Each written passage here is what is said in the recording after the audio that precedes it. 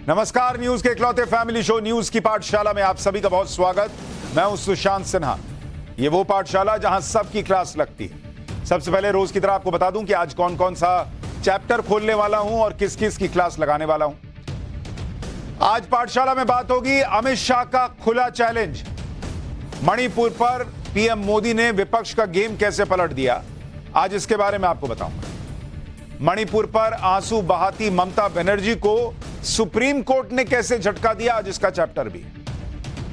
एक लाल डायरी की आजकल बड़ी चर्चा है। लाल डायरी के अंदर क्या मिला जिससे कांग्रेस लाल पीला हो रखी है, आज आपको वो बताऊंगा।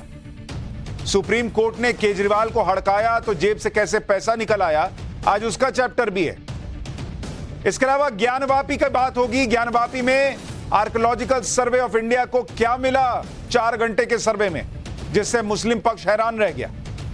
ज्ञानवापी का सच छुपाने के लिए मुस्लिम पक्ष ने सुप्रीम कोर्ट में झूठ बोला क्या, आज इसके बारे में भी बात हो। पाकिस्तानी सीमा की कैसे लॉटरी लग गई है, अब भारत से भेजना क्यों मुश्किल होगा, आज उसके बारे में बात होगी। प्यार के लिए पाकिस्तान पहुंची अंजू का सीमा से क्या कनेक्शन है, यह भी आपको बताऊंगा। इसके अलावा पीएम मोदी ने दिल्ली में वो बनवा दिया कि देखकर आप हैरान रह जाएंगे। ये चैप्टर जरूर देखिएगा, आंखें फटी की फटी रह जाएंगी, ऐसी चीज बनी। मोदी के गुजरात की वो इमारत भी आपको दिखाऊंगा जिसने वर्ल्ड रिकॉर्ड बना दिया है। लेकिन पाठशाला में सबसे पहले दिन भर की बड़ी खबरों का रिवीजन, उसके बाद पहला चैप्टर।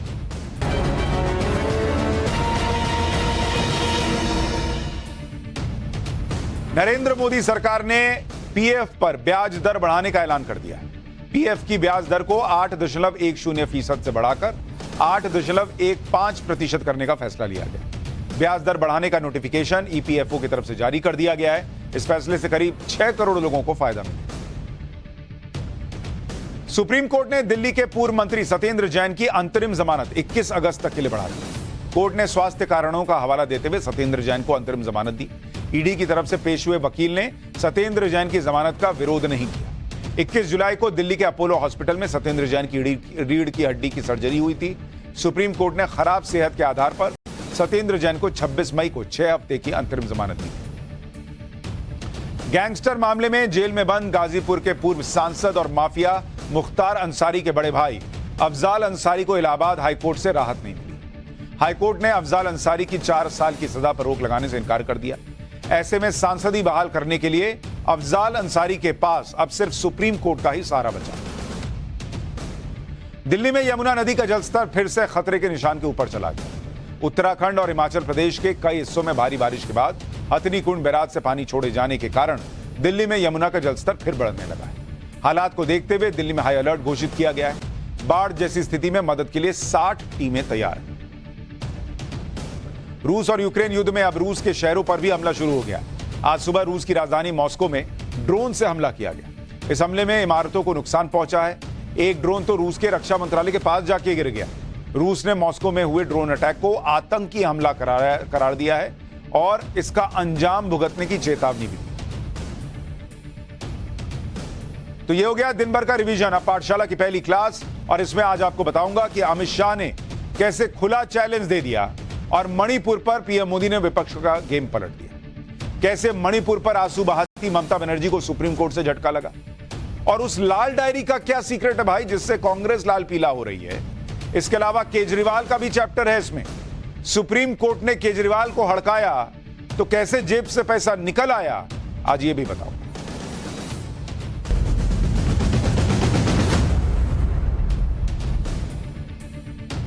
3 दिन से संसद में हंगामा चल रहा है।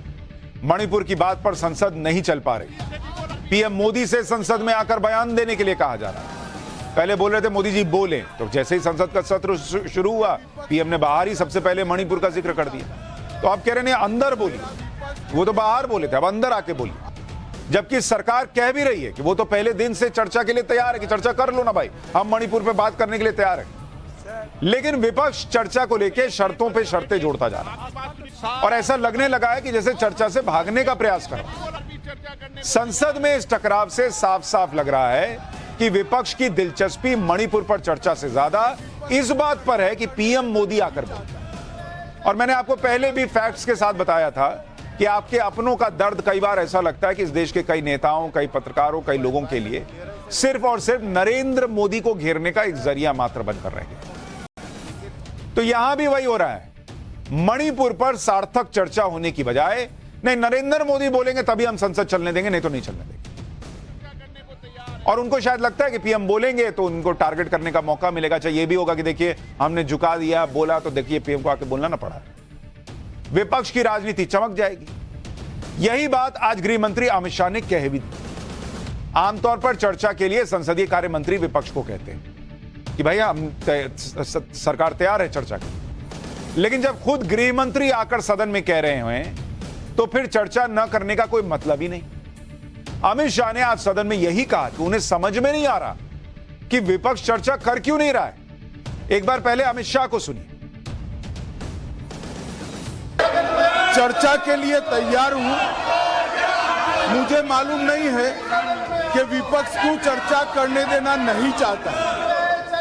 मेरा विपक्ष के नेता को आग्रह है कि चर्चा होने दे और इस महत्वपूर्ण मसले पर पूरे देश के सामने सच्चाई जाए, बहुत महत्वपूर्ण है। यानी विपक्ष ये माहौल बनाने का प्रयास कर रहा था कि सरकार चर्चा से भाग रही। नरेंद्र मोदी ने सीधे अमित शाह को आगे किया क्योंकि भाई वो गृह मंत्री हैं और अगर लॉ एंड ऑर्डर को लेकर बात हो रही है कि वहां मणिपुर में क्या स्थिति है तो गृह मंत्रालय ही जवाब देगा ना भाई, गृह मंत्री ही जवाब देंगे। अगर जीएसटी को लेकर कोई प्रश्न होगा तो वित्त मंत्री जवाब देंगी।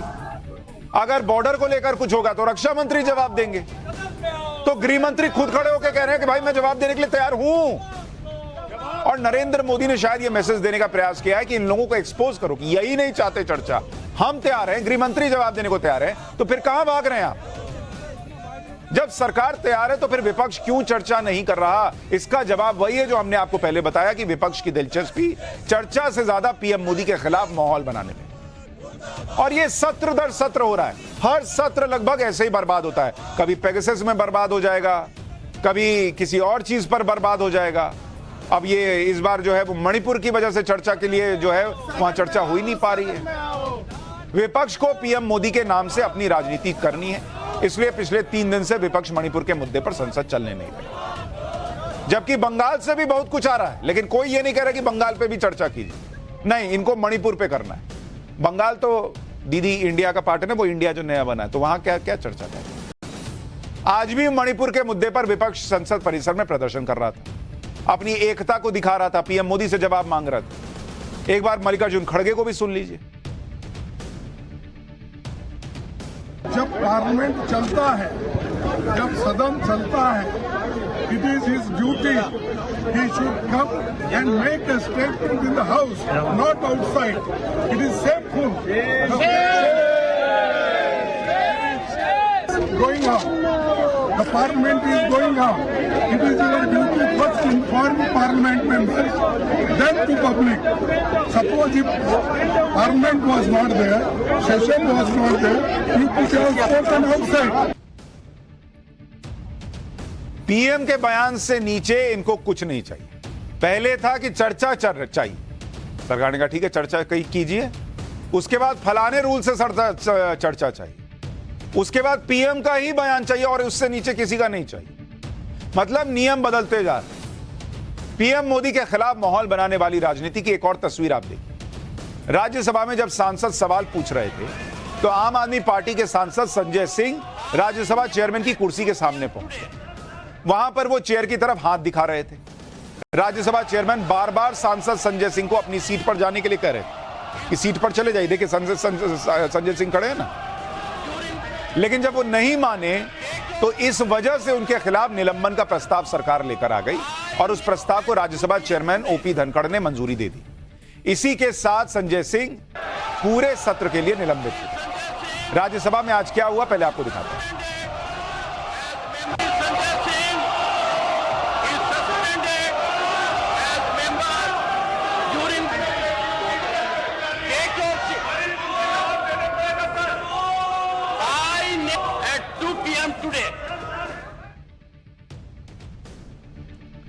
यानी ओपी धनखड़ पहले भी कहते रहे संजय सिंह को कि सीट पे जाइए, सीट पे जाइए, सीट पे जाइए। जब वो वैसा व्यवहार कर रहे थे जो लगा कि उचित नहीं है तो उन पे कार्रवाई हो गई। अच्छा, ये नहीं है कि पहली बार कर रहे हैं। आम आदमी पार्टी के सांसद संजय सिंह को पहले भी चेतावनी दी जा चुकी है। इसी मॉनसून सत्र के दौरान ही 21 जुलाई को राज्यसभा के चेयरमैन जगदीप धनखड़ ने संजय सिंह को चेतावनी दी थी। उससे पहले इसी साल बजट सत्र के दौरान भी संजय सिंह को चेतावनी मिल चुकी है। एक बार आप देखिए कि किस तरह से संजय सिंह बार बार ऐसा ही करते हैं, बार बार चेतावनी मिलती है। उनको लगता है कुछ होगा तो है नहीं, इस बार हो गया। देखिए पहले कैसे चेतावनी मिल चुकी है उनको। Can you keep quiet for a moment? It has become your habit to rise and raise a point. I give time every time. It is not a public street. It is not a platform. Keep your silence, please. No. Dr. Keshav Rao. Dr. Keshav Rao. What is Gaya Samadhi? Read Constitution, get guidance, get enlightened so that people do not laugh at us. The House stands urgent to meet at 1100 hours on Monday, 6 February 2023, with a caution note.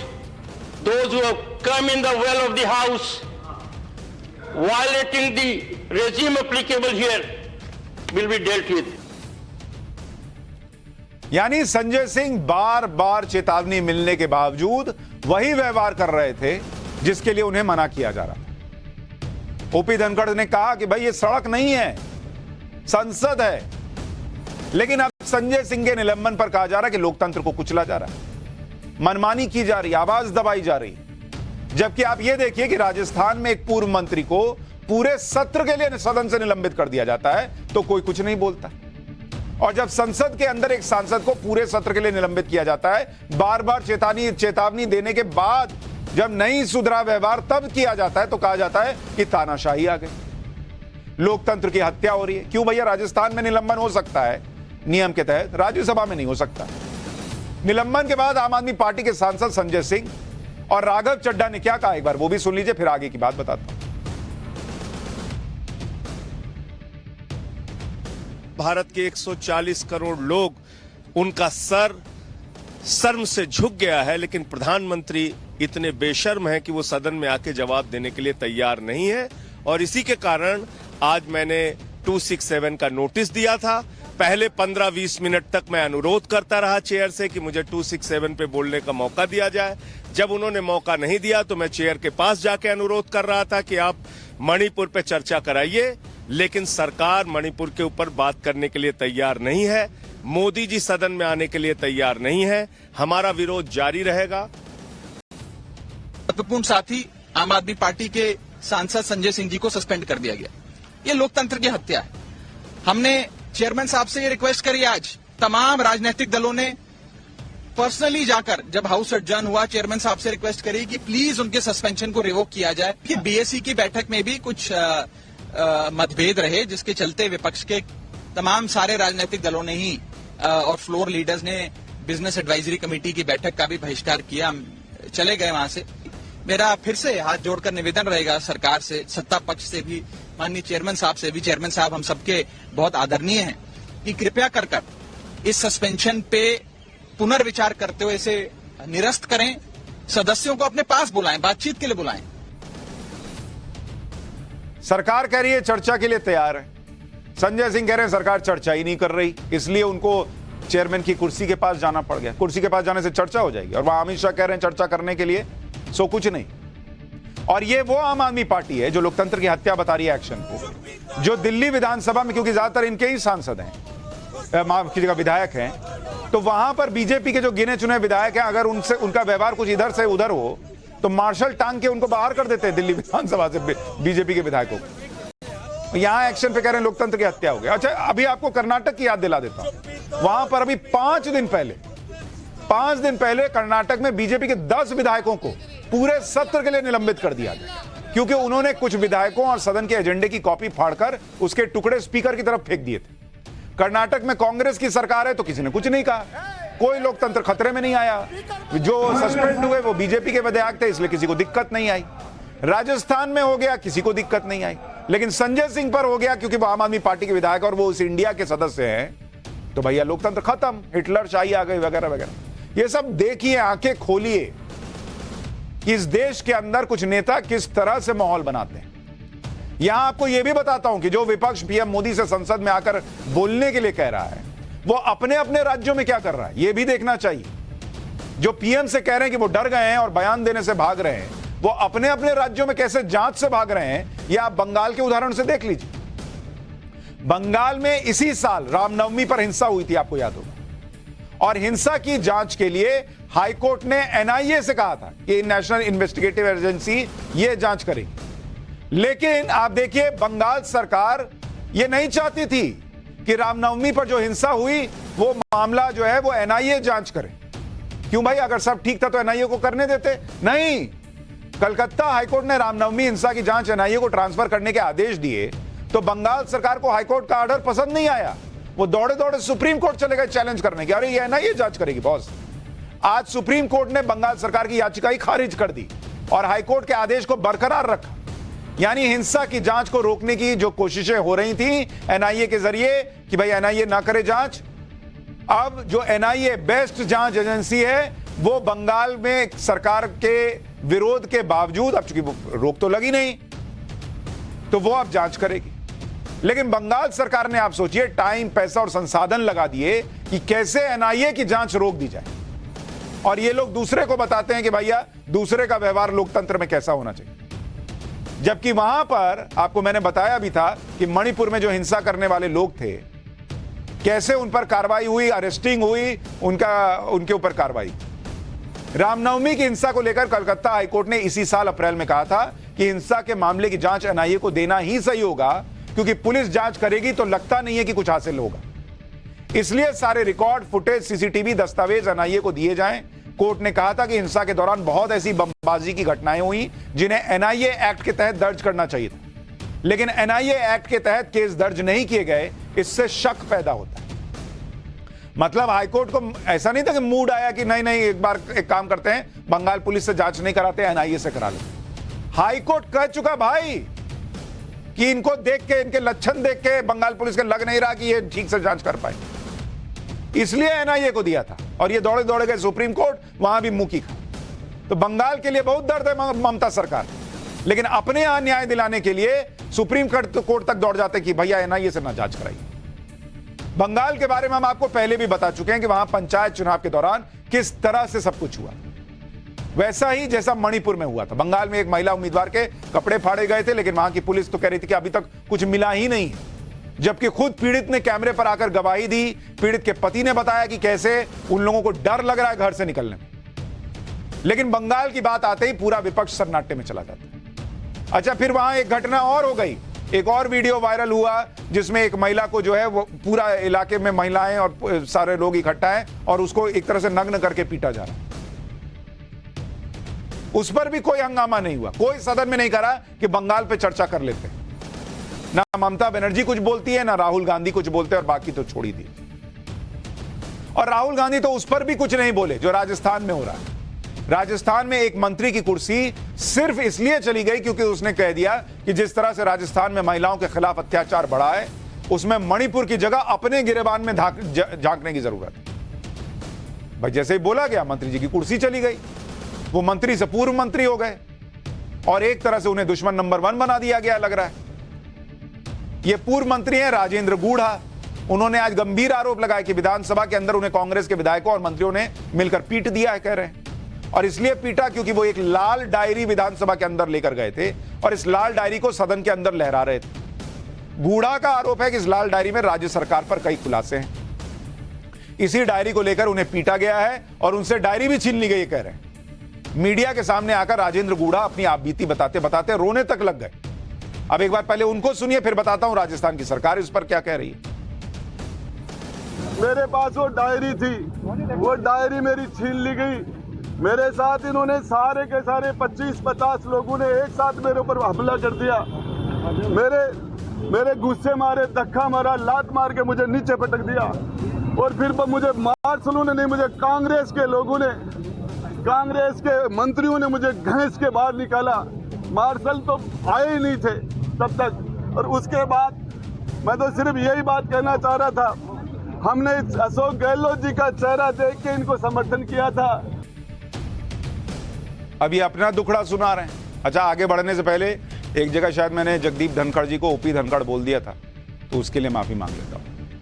3 दिन पहले तक जो नेता राजस्थान सरकार में मंत्री था, आज उसकी हालत यह है कि विधानसभा में उसी की पार्टी के लोगों ने मारपीट। यह आरोप लग रहा है कि डायरी छीन ली, सदन से बाहर कर दिया, पूरे सत्र के लिए निलंबित कर दिया गया।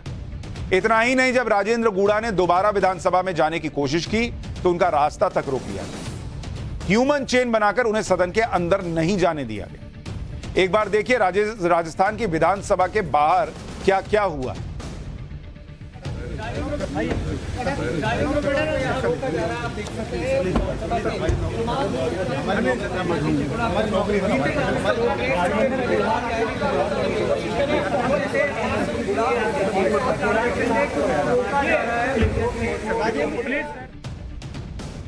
तो इस तरह की तस्वीरें राजस्थान से आई, लेकिन इस पर कोई चर्चा नहीं है कि लोकतंत्र की हत्या हुई नहीं हुई, चर्चा ही नहीं है भाई।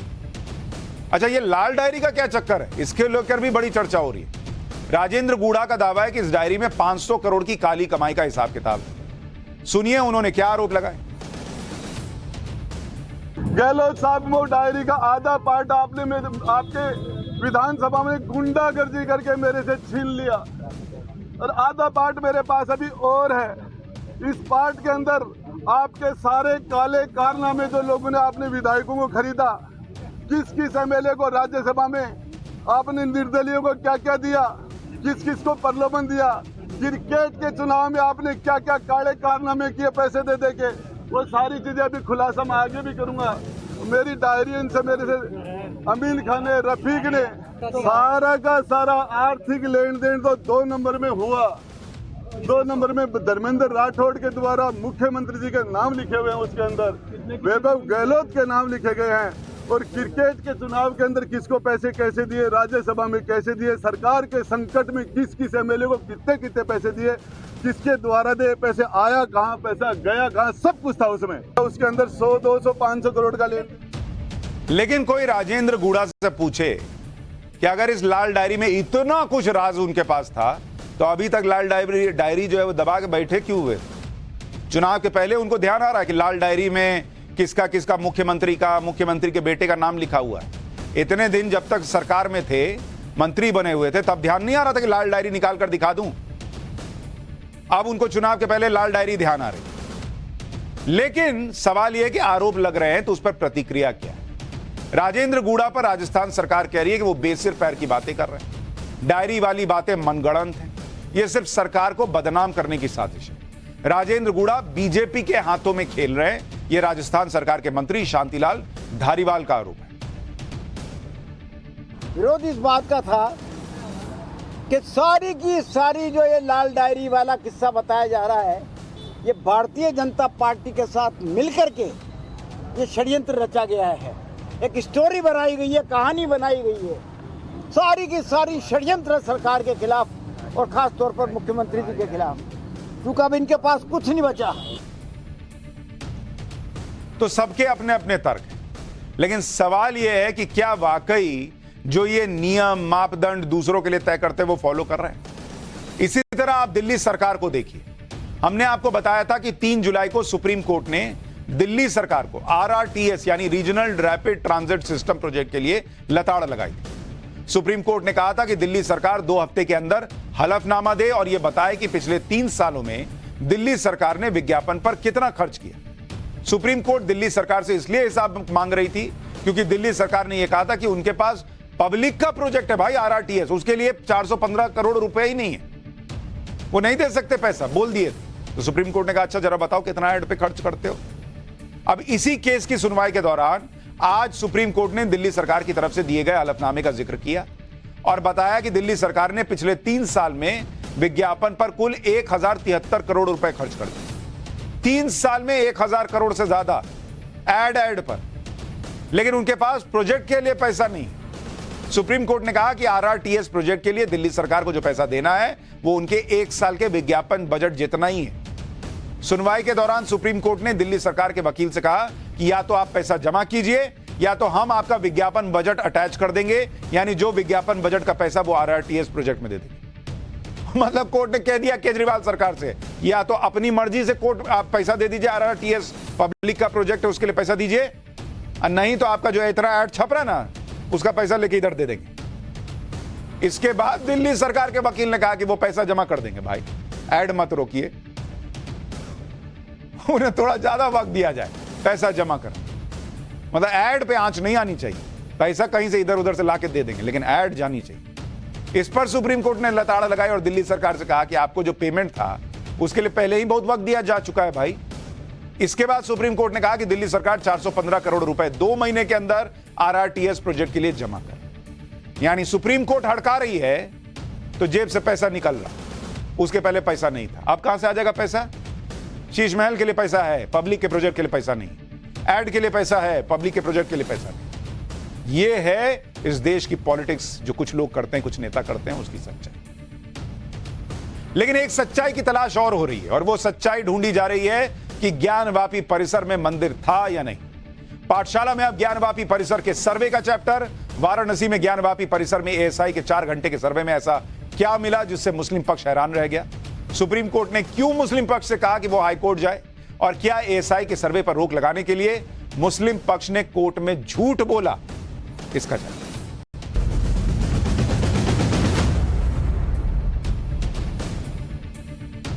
आज से ज्ञानवापी परिसर में जो मस्जिद है उसके अंदर आर्कियोलॉजिकल सर्वे ऑफ इंडिया का सर्वे होना था। और मैंने आपको बताया था कि कैसे टेक्निक से होगा, किस मशीन के जरिए होगा, ऊपर से अंदर सब दिख जाएगा, सब मैंने आपको डिटेल में बताया ही था। तो आज से सर्वे शुरू होना था। एएसआई की टीम मस्जिद के अंदर पहुंची, सर्वे का काम शुरू हुआ। अच्छा, सुबह सुबह पहुंच गए सब एकदम नहा धो के, चलिए अब सर्वे किया जाए, दूध का दूध पानी का पानी किया जाए। पब्लिक भी उठी सुबह सुबह, नव भारत लगाया, देखा अरे जगह जगह एकदम लाइव, वहां से रिपोर्टर बता रहा है एक एक चीज की क्या हो रहा है, देखिए फोटो सब था। लेकिन फिर अचानक सर्वे का काम रोकना पड़ा क्योंकि मस्जिद कमेटी सुप्रीम कोर्ट से स्टे ऑर्डर लेकर आ गई।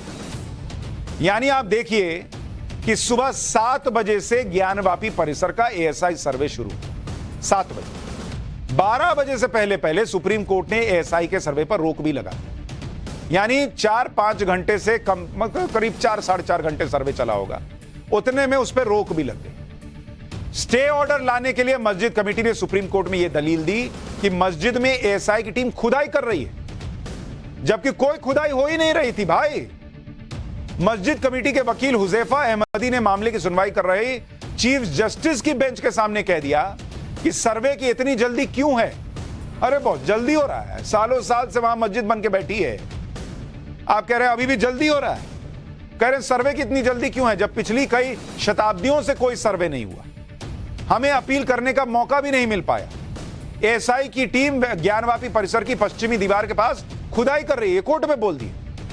मुस्लिम पक्ष की इस दलील पर हिंदू पक्ष के वकील श्याम दीवान ने सुप्रीम कोर्ट में कहा कि मुस्लिम पक्ष के वकील हुजैफा अहमदी जो खुदाई का दावा कर रहे हैं उसके पक्ष में कोई दलील नहीं है, सिर्फ मौखिक बात कर रहे हैं। मतलब वो कह रहे हैं कि खुदाई हो ही नहीं रही भाई, अभी तो ऊपर सर्वे चल रहा है। इसके बाद मुस्लिम पक्ष के वकील ने सुप्रीम कोर्ट में कहा कि जब इलाहाबाद हाईकोर्ट ने एएसआई सर्वे पर पहले से रोक लगा रखी है, इसलिए ट्रायल कोर्ट इस तरह का आदेश दोबारा नहीं दे सकता।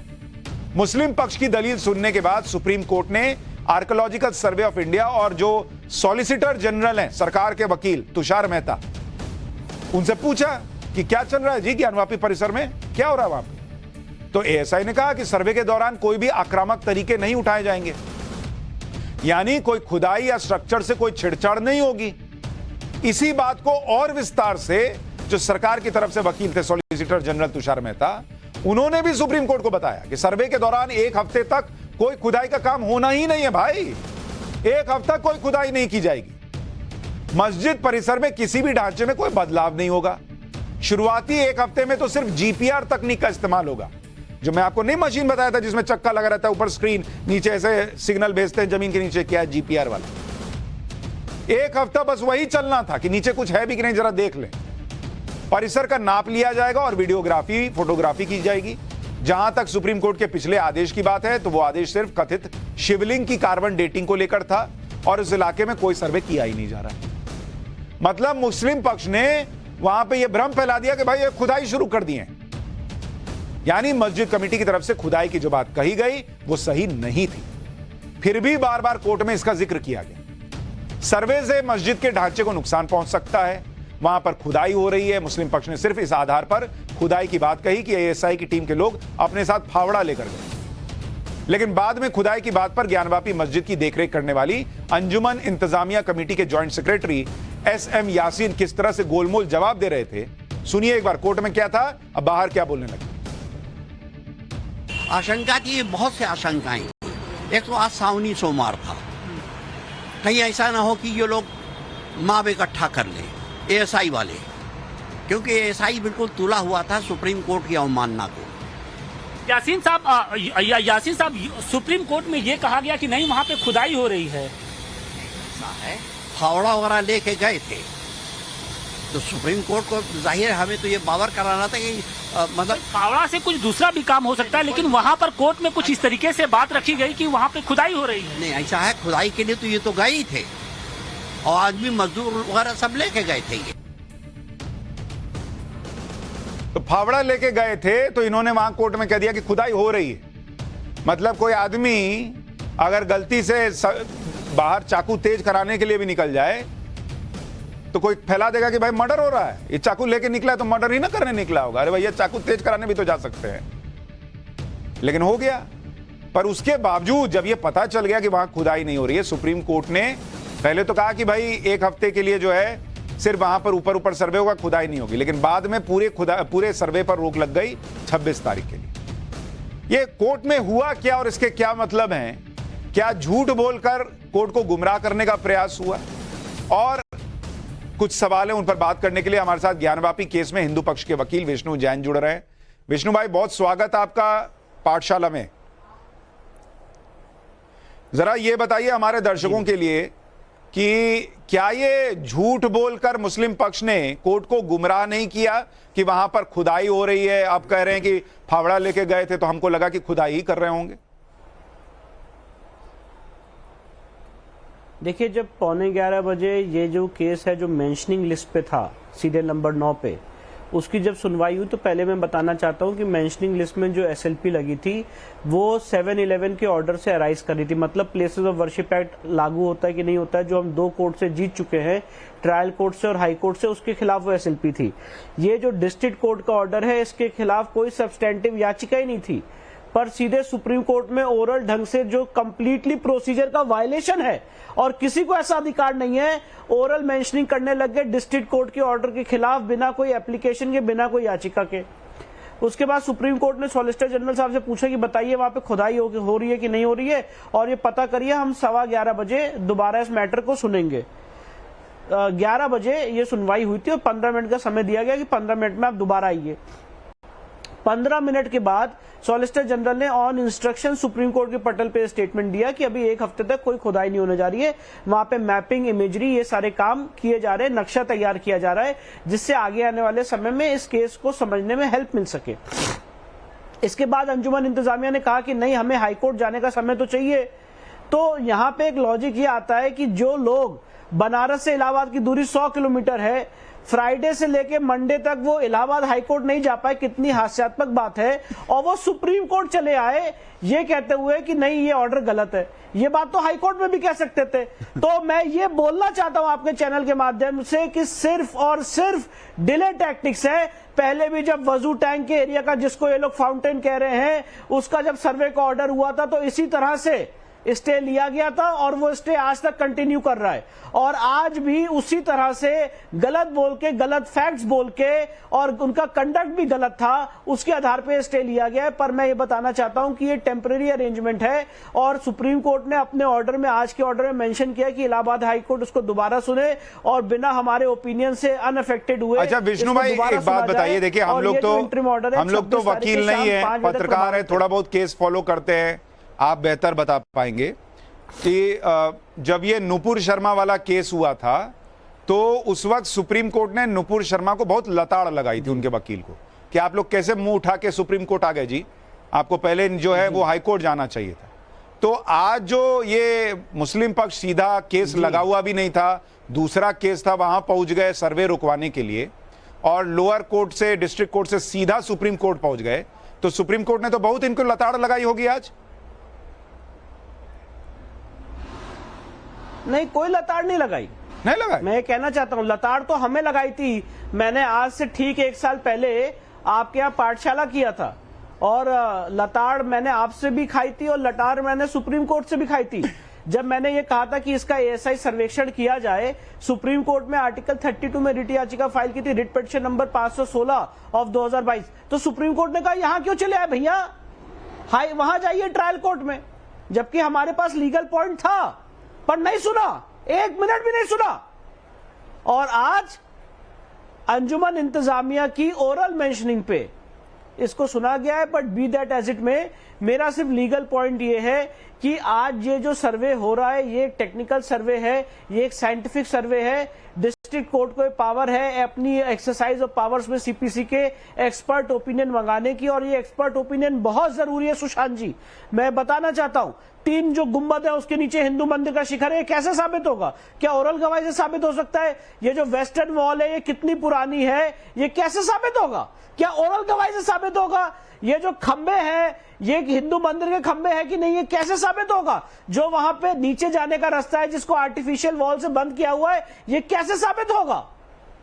ओरल गवाही से साबित होगा। और इसीलिए हम 7/11 की अग्नि परीक्षा जीत चुके हैं 2 कोर्ट से, और उसके बाद भी इस तरह अच्छा विष्णु भाई ये बताइए कि विष्णु भाई ये भी बताइए, अरे आप सारी परीक्षा जीतिएगा, कोई नहीं, वक्त लगेगा, लेकिन मुझे उम्मीद है कि आप जिस तरह से इस केस को डट के लड़ रहे हैं आप सारी परीक्षा पार करेंगे।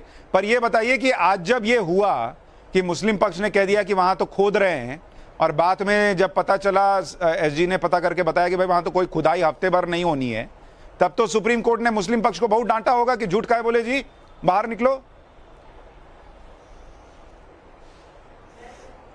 देखिए, अब ज्यादा मत बुलवाइए, क्योंकि मैं वो चीजें नहीं बोलना चाहता हूं जो अप्रोप्रिएट नहीं है।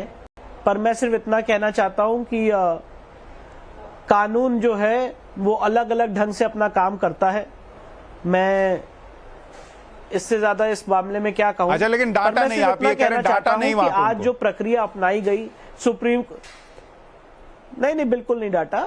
अच्छा। और जिस तरह से आज जो प्रक्रिया अपनाई गई वो टोटल लॉ का वायलेशन था, सुप्रीम कोर्ट के रूल्स का वायलेशन था। आपने अदर साइड के वकील को कोई कॉपी तक नहीं सर्व की। 11:15 बजे सुप्रीम कोर्ट में चीफ जस्टिस कोर्ट के बाहर आप मुझे एक कॉपी देते हैं जो आपने परसों रात को फाइल की थी, ना उसका कोई ईमेल आया, ना कोई कम्युनिकेशन आया। ई फाइलिंग का सिस्टम है कि दूसरे वकील को कॉपी देंगे, वो तक नहीं दी गई। और सुप्रीम कोर्ट में ओरल मेंशनिंग उस चीज की गई जो लिस्टेड भी नहीं था। तो पर सुप्रीम कोर्ट ने क्यों सुना सर? सुशांत भाई, आपका तो इतना लंबा अनुभव है वकालत का, सुप्रीम कोर्ट ने सुना क्यों जब लिस्टेड नहीं था सर? कि ऐसी फैसिलिटी किसी और के लिए नहीं है। ये इसका जवाब मैं नहीं दे सकता, पर मैं ये कहना चाहता हूं कि ये जो प्रोसीजर आज पूरा अडॉप्ट किया गया ओरल मेंशनिंग में, ये गलत प्रोसीजर था और ये प्रोसीजर आज तक एकदम अननोन टू लॉ रहा है।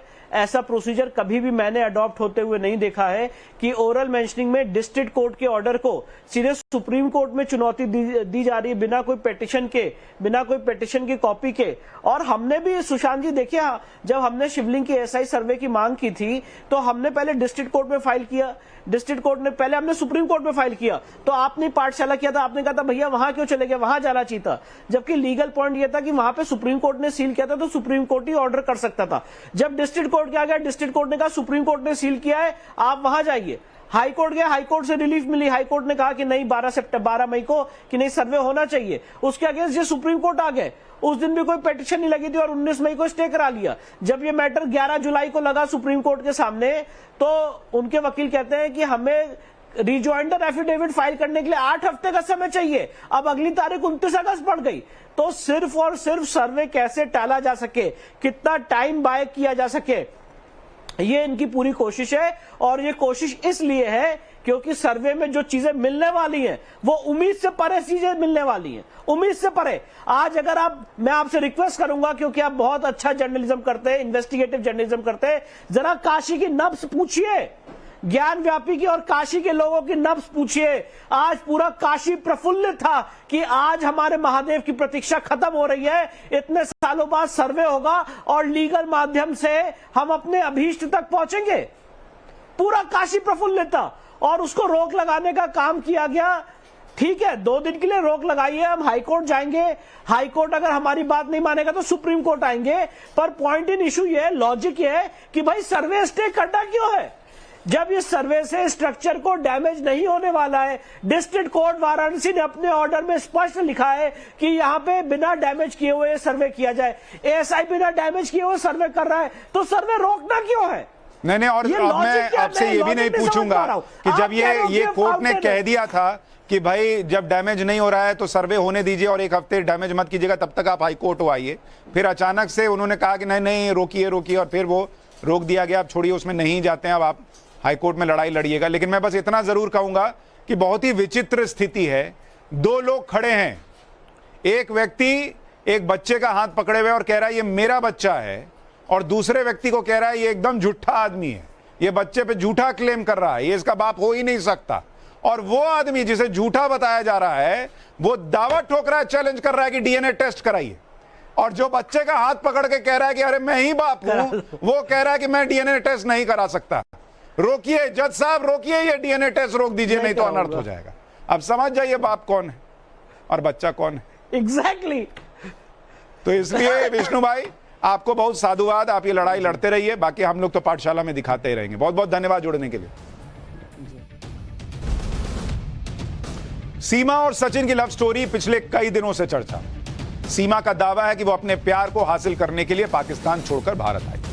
हालांकि सीमा के दावों पर जांच एजेंसियों को अभी भी यकीन नहीं हो पाया। सीमा हैदर की जांच अब भी पूरी नहीं हुई है। अच्छा, पिछले कुछ दिनों से कहा जा रहा है सीमा बीमार हो गई थी, बेड पर थी, बाहर निकल नहीं पा रही, चल नहीं पा रही। कुछ लोगों ने कहा कि उसको पानी चढ़ाना पड़ रहा है, इतना सीमा बीमार पड़ गई। सीमा पर पाकिस्तानी जासूस और आईएसआई का एजेंट होने के तमाम आरोप लगते रहे, लेकिन पाकिस्तानी सीमा हैदर का मामला अभी शांत भी नहीं हुआ कि इस बीच भारत से पाकिस्तान पहुंची अंजू सुर्खियों में आ गई। इधर सीमा भाभी बना दी ना कई लोग, सीमा भाभी चल रहा था, अब उधर पाकिस्तान में अंजू, अब वो पता नहीं भाभी बोल रहे नहीं बोल रहे, अंजू चल रहा है। पाकिस्तानी मीडिया दावा कर रहा है कि अंजू अपने प्यार को पाने के लिए सीमा पार करके पाकिस्तान पहुंची, बॉर्डर पार करके, ये सीमा नहीं, वो बॉर्डर वाली सीमा पार करके पाकिस्तान पहुंची। अंजू ने वाघा बॉर्डर पर पहुंचने के बाद अपना एक वीडियो भी सोशल मीडिया पर शेयर किया, जिसमें अंजू ये कहते हुए सुनाई दे रही है कि ये है पाकिस्तान का एंट्री बॉर्डर। एक बार अंजू को सुनिए, फिर आगे की कहानी बताता हूं।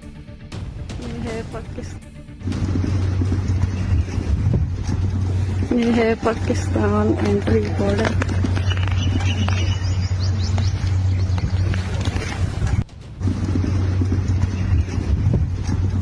ये है पाकिस्तान एंट्री बॉर्डर। पाकिस्तान जाने के लिए अंजू राजस्थान के भिवाड़ी से पहले दिल्ली पहुंची। दिल्ली से अंजू अमृतसर गई और फिर वाघा बॉर्डर से वो पाकिस्तान पहुंची। इस वक्त अंजू पाकिस्तान के खैबर पख्तूनख्वा में अपर दीर जिले में मौजूद है। हैरान करने वाली बात यह है कि सीमा और अंजू दोनों की कहानी में बहुत सारी कॉमन बातें हैं। सीमा और अंजू दोनों के मामलों में प्यार का जरिया सोशल मीडिया बना, मतलब उधर पबजी से प्यार हुआ, इधर भी सोशल मीडिया से प्यार हुआ। दोनों ने ही प्यार को हासिल करने के लिए बॉर्डर पार कर दिया। सीमा पाकिस्तान से इंडिया आ गई, अंजू इंडिया से पाकिस्तान चली गई। पाकिस्तानी सीमा पबजी के जरिए भारत के सचिन के करीब आई, तो भारत की अंजू की फेसबुक और व्हाट्सएप के जरिए पाकिस्तान के नसरुल्लाह से जान पहचान। जैसे सीमा को सचिन का प्यार भारत खींच कर लाया, उसी तरह अंजू पाकिस्तानी नसरुल्लाह के प्यार में पाकिस्तान चली गई। सीमा हैदर अपने पति को बिना बताए भारत आ गई। ठीक उसी तरह अंजू ने अपने पति से जयपुर जाने का झूठ बोला और बॉर्डर क्रॉस करके पाकिस्तान पहुंच गई। सीमा और अंजू दोनों के पतियों की उनके फरार होने का पता तब चला जब वो दूसरे देश पहुंच चुकी थी। दोनों पति को बाद में पता चला। सीमा और अंजू दोनों शादीशुदा हैं, दोनों के बच्चे हैं। सीमा और अंजू दोनों ने ही अपने प्रेमी सचिन और नसरुल्लाह से दोनों अपने प्रेमियों से उम्र में बड़ी हैं। सीमा की उम्र 30 साल है, सचिन 22 साल का है। वहीं अंजू की उम्र 35 साल है और नसरुल्लाह की उम्र 29 साल बताई जा रही है। तो सीमा और अंजू में बहुत कुछ कॉमन है, कहानी में भी और परिस्थितियों में। हालांकि कुछ ऐसी भी बातें हैं जो सीमा और अंजू में की कहानी को अलग करती है। दोनों में क्या अलग है वो भी आपको बताता हूं। सीमा अपने 4 बच्चों के साथ लेकर पाकिस्तान से भारत पहुंची, जबकि अंजू अपने 2 बच्चों को छोड़कर पाकिस्तान गई। सीमा पर अवैध तरीके से भारत में दाखिल होने का आरोप लगा है, जबकि अंजू बकायदा 1 महीने का वीजा लेकर पाकिस्तान गई। सीमा लगातार यह कह रही है कि वो पाकिस्तान वापस नहीं जाना चाहती, लेकिन अंजू कह रही है कि वो जल्दी भारत लौटेगी। तो ये थोड़ा मेजर डिफरेंस है दोनों के बीच में। प्यार के लिए दोनों कर रहे हैं ये काम, ऐसा दोनों का दावा है, लेकिन थोड़ी सी परिस्थितियां अलग भी। एक तरफ जांच एजेंसियां पाकिस्तान से भारत आई सीमा की जांच में जुटी हैं, वहीं दूसरी तरफ अंजू के पाकिस्तान पहुंचने की खबर जैसे ही जांच एजेंसीज को लगी, उसको लेकर भी जांच एजेंसीज अलर्ट हो गई। राजस्थान के भिवाड़ी में अंजू जिस घर में रहती है, वहां जांच एजेंसीज की टीम तलाशी के लिए पहुंची। एजेंसियों को शक है कि कहीं अंजू के पाकिस्तान जाने के पीछे पाकिस्तान की कोई गहरी साजिश तो नहीं है। इसी का पता लगाने के लिए खुफिया एजेंसी के लोग अंजू के घर पहुंच गए, एक एक चीज को खंगाल रहे हैं। सुनिए। जो अंजू नाम की कोई लड़की है जो भिवाड़ी में रहती थी और वो पाकिस्तान चली गई है, तो इसमें हमने जो प्रिलिमिनरी इन्वेस्टिगेशन किया उससे ये पता लगा जो लड़की है ये टेकनपुर मध्य प्रदेश की रहने वाली है और इसका शादी अरविंद नामक व्यक्ति से हुआ है।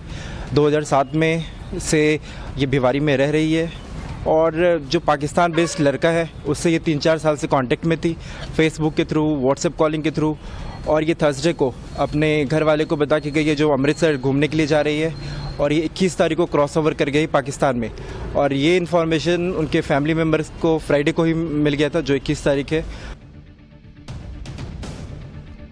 यानी अंजू अपने घर वालों को झूठ बोलकर पाकिस्तान गई। पाकिस्तान पहुंची अंजू को जैसे ही यह खबर लगी कि भारत में उसके घर पर तलाशी चल रही है, लोग उसके परिवार वालों से सवाल पूछ रहे हैं, तो अंजू ने अपना एक वीडियो जारी किया जिसमें अंजू ने बताया कि वो अपनी मर्जी से पाकिस्तान आई है और जल्दी ही लौट जाएगी। अंजू ने जो वीडियो जारी किया वो भी देखिए।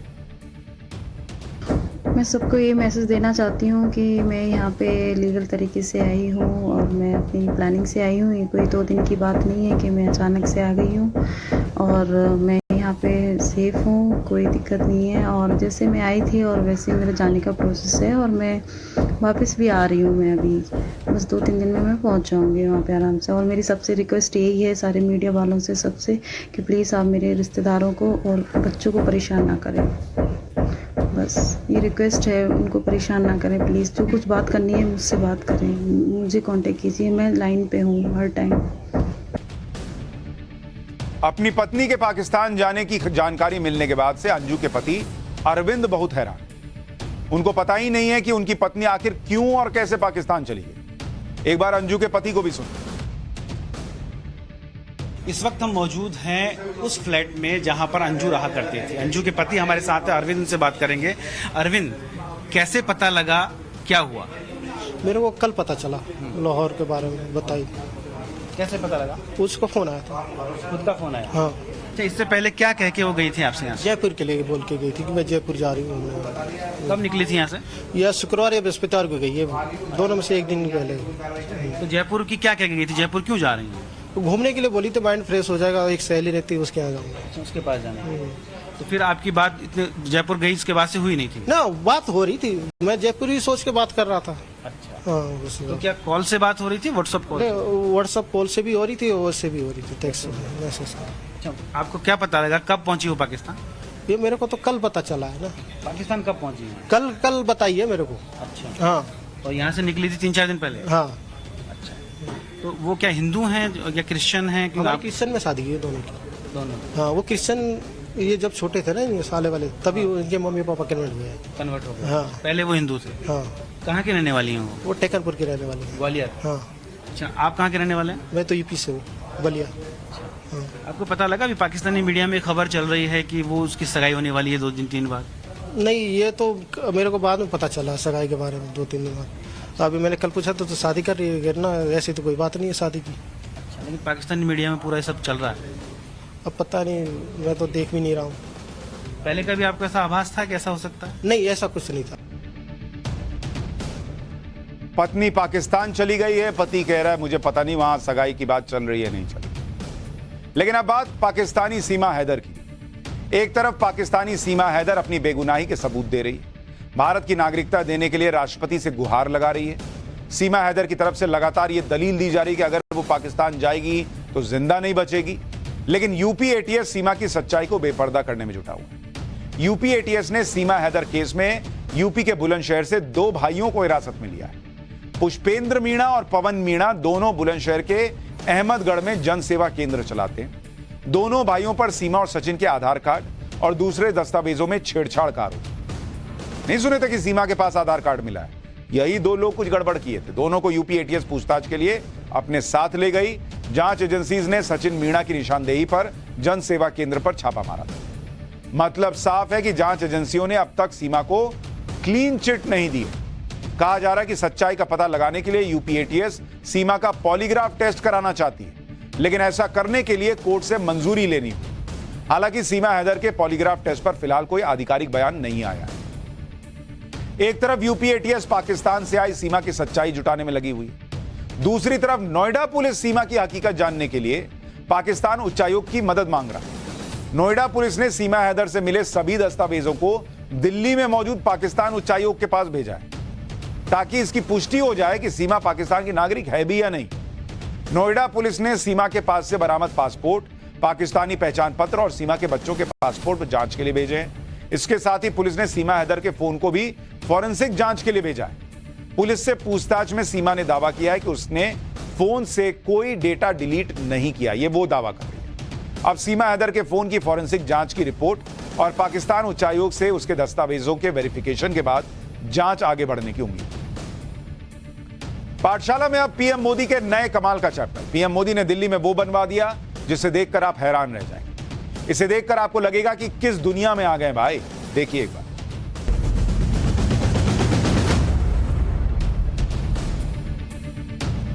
भारत इन दिनों G20 समिट की अध्यक्षता कर रहा है, ये तो आपको पता ही है। इस शिखर सम्मेलन में 9 और 10 सितंबर को पीएम मोदी की एक बहुत इंपॉर्टेंट मीटिंग होने वाली है।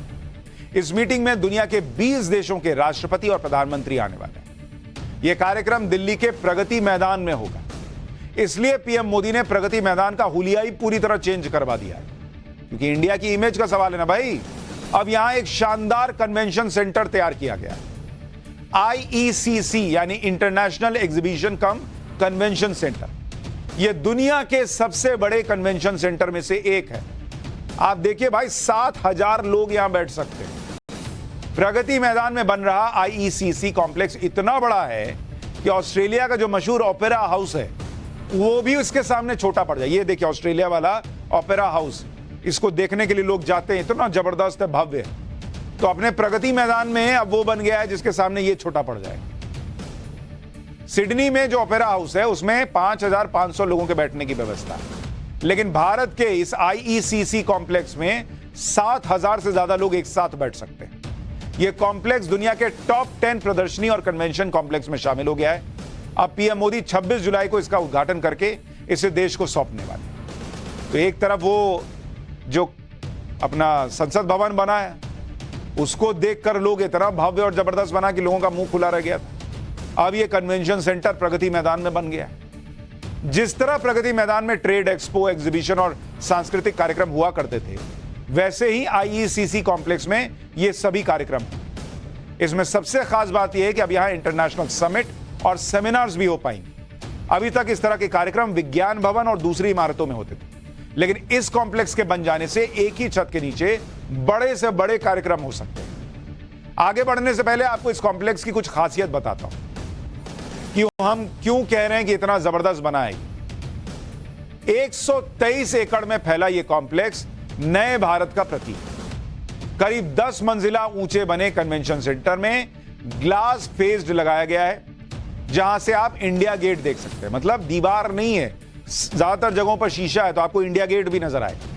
लेवल 3 पर बने हॉल में 7,000 लोगों के बैठने की सुविधा है। अब जब इतने लोगों की व्यवस्था की है तो पार्किंग भी बड़ी होनी चाहिए। इसमें 5,500 से ज्यादा कारों के पार्किंग की व्यवस्था है। 5,500 कार आ जाएगी भाई इसमें। कॉम्प्लेक्स के अंदर सिग्नल फ्री सड़कें हैं, ताकि बिना किसी परेशानी के लोग कार्यक्रम स्थल तक पहुंच सकें। इसके अलावा 3,000 लोगों के बैठने की क्षमता वाला एक शानदार एम्फी थिएटर भी है। वीआईपी मेहमानों के लिए हेलीपैड की व्यवस्था है कि भाई अब आप आ रहे हैं तो एयरपोर्ट पे उतरिएगा, फिर इतना जाम में मान लीजिए फंस गए तो, या आपके चक्कर में रास्ता रोकना पड़ेगा, तो कोई वीआईपी आ रहा है तो सीधा हेलीपैड से पे उतार दीजिए हेलीकॉप्टर। आने वाले कुछ दिनों में इस कॉम्प्लेक्स में एक 5 स्टार होटल भी शुरू किया जाएगा, ऐसा कहा जा रहा है। पूरे प्रोजेक्ट को बनाने में करीब 4 साल का समय लगा है और इसकी लागत करीब 2700 करोड़ रुपए आई। आईईसीसी कॉम्प्लेक्स से प्रगति मैदान का कायाकल्प हो गया है। जिन लोगों ने प्रगति मैदान देखा है उनके दिमाग में प्रगति मैदान की कुछ ऐसी तस्वीरें होंगी। इन हॉल्स में आपने ना जाने कितने book fair, trade fair, auto expo और कई सांस्कृतिक कार्यक्रम देखे होंगे। ये पुराना वाला आपको दिखा रहा हूं।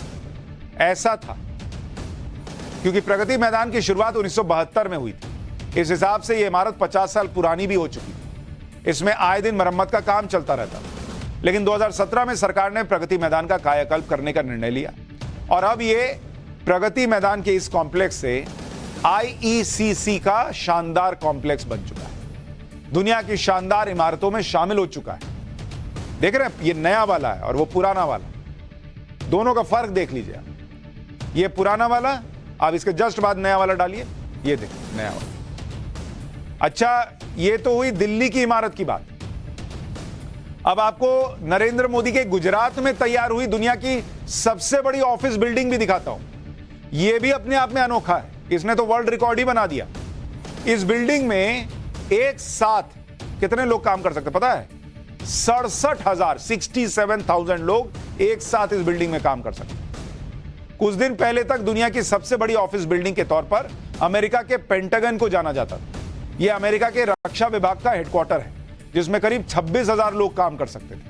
लेकिन अब भारत में इतनी बड़ी बिल्डिंग बनाई गई है जिसमें 67,000 लोग, कहां 26,000 पेंटागन, उसका डबल से भी ज्यादा इस बिल्डिंग में लोग काम कर सकते हैं। मतलब इस बिल्डिंग को अगर फुल कर दीजिए तो ऐसा लगेगा कि कोई बड़ा बड़ा सा इलाका है जहां पे हजारों लोग रहते हैं, वो एक तरह से हजारों लोग काम करेंगे। यह बिल्डिंग गुजरात के सूरत में बनी है। इसे खास तौर पर सूरत के हीरा व्यापार को बढ़ाने के लिए बनाया गया है। इस बिल्डिंग का नाम है सूरत डायमंड बोर्स। इससे सूरत के डायमंड व्यापारियों को एक ही छत के नीचे सारी सुविधा मिल जाएगी। आप इसे डायमंड की हाईटेक मंडी कह लीजिए। अब दुनिया भर के हीरा व्यापारी इस बिल्डिंग में आकर डायमंड बिजनेस कर सकते हैं और उन्हें एक ही छत के हीरे के नीचे हीरे के सभी व्यापारी मिल जाए। मतलब इधर उधर नहीं टहलना। अच्छा, टहलना तो यहां भी पड़ेगा। अब इतनी बड़ी इमारत है, 67,000 व्यापारी मान लीजिए बैठ रहे हैं। सारे व्यापारी नहीं होंगे, कुछ उनका स्टाफ होगा, कुछ भी होगा, लेकिन हजारों व्यापारी बैठे हैं तो ढूंढना तो पड़ेगा ही। सूरत को दुनिया की डायमंड कैपिटल भी कहा जाता है। यहां दुनिया के 90% डायमंड तराशे जाते हैं, यानी उनकी कटिंग और पॉलिशिंग होती है। पूरी दुनिया में सूरत से हीरों की सप्लाई होती है। दुनिया भर से बड़े बड़े हीरा व्यापारी और डायमंड बिजनेस करने वाली कंपनियों के लोग सूरत आते हैं। लेकिन अब तक सबसे बड़ी समस्या यह थी कि इन लोगों को अलग अलग हीरा व्यापारियों से मिलने में बहुत टाइम चला जाता था। इसके अलावा सूरत के व्यापारियों को डायमंड डील करने के लिए आए दिन मुंबई जाना पड़ता था। इन सारी बातों को ध्यान में रखकर सूरत के हीरा व्यापारियों के लिए सूरत डायमंड बोर्स नाम की बिल्डिंग तैयार की।